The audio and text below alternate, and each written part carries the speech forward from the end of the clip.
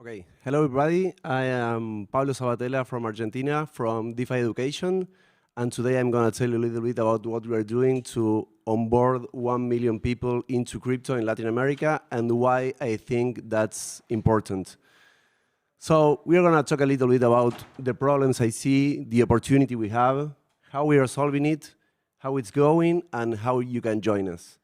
So some of the problems we see, mainly to start in Latin America, we have a high unemployment, we have a low institutional quality and high corruption. People don't believe in institutions, don't believe in banks, don't believe in the government, the justice, nothing.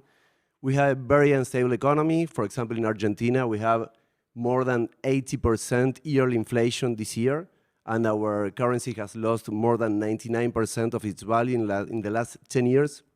We have constant devaluations, we have savings and asset confiscations, capital flow controls. The credit market is very, very small. In fact, if you want to buy a house, a apartment, you have to pay it cash. But when you buy, I don't know, some shoes, you can pay it in small payments. It's very crazy how it works. For example, a freelancer that is exporting tech services to our country can get less than 50% of the real value of what he's exporting. And we have more than 30% of the population unbanked, right? So the thing is that in Latin America, crypto and DeFi, they are not just an option as in the rest of the world, but they are a necessity. They are something that people really, really need. And then we see in the industry, what I see is that the industry needs lots of talent to keep growing at the same speed as it's growing right now, and that talent is very, very scarce. And we also see that lots of crypto and DeFi, NFT protocols and dApps need massive adoption, which they don't have nowadays. Crypto and DeFi are mainly niche, and they are not used by the massive population right now. And why is this? One of the main things is that crypto is very, very difficult. I see the same thing as happened with the internet in 1999. It was slow, difficult. They say they wouldn't scale and had lots of issues, and then happened what happened. And the other thing is that the thing about price and value, most of the people, everybody knows the price about everything, the price of Bitcoin, Ether, whatever, but mainly I think that very, very few really understand its value, what they are useful for, right? So what's the opportunity that we see here? As Vitalik said when he went to Argentina some months ago, Argentina is an example, but this happens mainly in all Latin America. Argentina has a low state capacity, but high people capacity, right? So we see that the industry needs talent to keep building, and in Latin America and in Argentina, but all Latin America, we have high-skilled tech Web2 builders, right? And very, very good professionals. On the other side, we see that the dApps and protocols need massive adoption if they want to change something for real and not be niche as nowadays. And the population is demanded that solutions, right? They really need them. Solutions for credit, for savings, for transfers, for lots of things. So what's the opportunity we see here? The industry demands talent and users, and Latin America can bring lots of builders and can bring lots of users, right? But that's what we see. And as we all know, with the infrastructure of the internet that we have and all the smartphones that we have, nearly more than 95% of people in Latin America have a cellular phone with internet in their pocket. So every human with a cellular phone in their pocket can be their own bank, right? And that's the way we see that crypto can be a weapon of massive inclusion. So what's the challenge here? We think that we have a very big opportunity, like here, and we are here. And to bring these two together, we need better UX from applications, and we need lots of educations. I am for sure that we can forget about massive adoption if we don't educate users, right? Users and builders. So what are we doing about this? We are 100% dedicated to onboarding people, right, in the region, into Latam. Some people need crypto as a tool for investing, for savings, or for working. Some other people want to start working in the industry, want to start building. And what we do is teaching complex things in a very simple way, right? We start from what's money, what's blockchain, what's Bitcoin, what's Ethereum, smart contracts. We talk about lots about security. We talk about investing. And we are like the gateway for all these people to enter the industry, right? So what are the things we are doing? We give online courses. We have lots of tools. We try to be like in every platform we have. We give online classes through Zoom. We have an education platform. We have a Discord channel. We make quizzes with gamification so that the people that most learned can have prizes. We generate lots of content in YouTube, in Twitter. We started making lots of infographics. We think that visual is key for learning. From basic subjects like what's money. I mean, the good thing about crypto, what I like, is that when you start talking about crypto, it's like mandatory to start thinking about first, like, what's money? Like 90% of the population worldwide doesn't know what's money. Two more complex things like what's a wallet, how does it work, what's custodial, what's self-custodial, why is it important? Two more complex things like how does a mempool work, right? We go from zero but to very, very deep then. We also give lectures at universities, events, banks, governments. 3 weeks ago, I was at JP Morgan doing a talk about why DeFi is important, and it was the most attended talk that week. And we also started organizing an event called the Central Meet. We organize it once a month, the second Friday, at the same time in more than 10 cities in Latin America. And we think that for the next one, there will be more than 20. This is growing pretty, pretty fast. And here you have some photographs, for example, because we think that it's also key to know the community. I mean, people start learning about the technology, learning about its value, then they have to get to know the community. And after that, they can, with that relations that they have developed, they can really enter the industry. This is, for example, the pop-up moments from the last event we did in 12 cities at the same time. This is done with WeLook.io. We have here Angelo, the founder of it.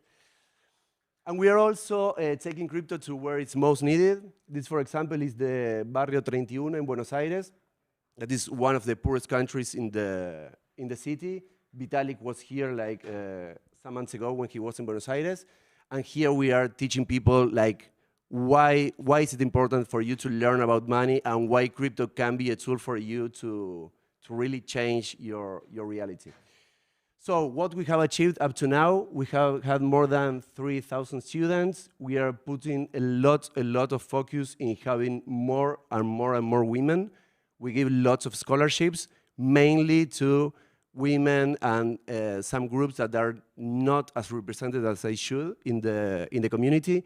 We had more than 50 conferences, interviews, Twitter Spaces, more than 600 online class hours, and we awarded more than 500 scholarships up to now.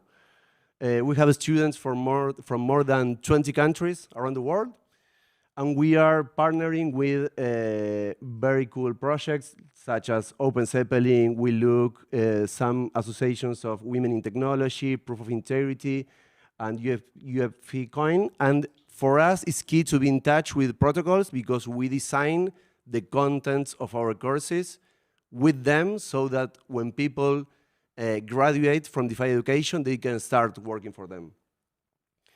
Well, this is thanks to a big team we have. We have teachers, designers, illustrators, community builders, customer success. We are growing pretty fast. We are 12 up to now. And so how can you join us? We are looking mainly for protocols and Web3 companies who want to partner with us to hire builders or to adopt more users. That, from my point of view, like 100% of protocols need this. And we also created a scholarships fund to finance the fast-growing demand of scholarships, because what happened with the bear market is that we started having lots and lots of demand for these scholarships, and we couldn't finance it ourselves. So we set up this fund, and Open Zeppelin was the first company to join it. And we are about to announce a big layer one that's going to join too. So, well, I hope you can join us in building the biggest weapon of mass adoption. Thank you very much.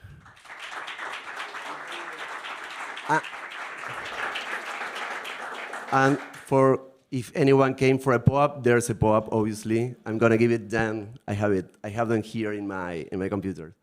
So if you have any questions. Any question? Okay.